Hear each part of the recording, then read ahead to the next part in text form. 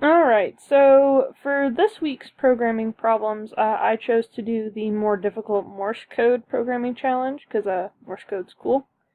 This program has two separate classes, the Morse class and the Generate Morse class. The Morse class, first off, is going to establish a string original with the user-generated message that the user obviously would type in. From there, each individual letter is then converted to its corresponding Morse code. And here we have the table that was included in the textbook with each corresponding letter to Morse code translation.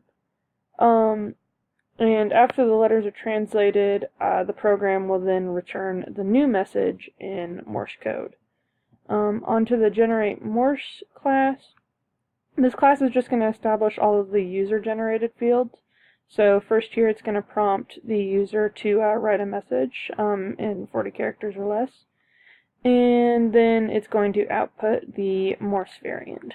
So if we open it here, alright, so the quick brown fox jumped over the lazy dog, and the Morse code equivalent of the quick brown fox jumped over the lazy dog is, and there we have it, a long list of dots and dashes.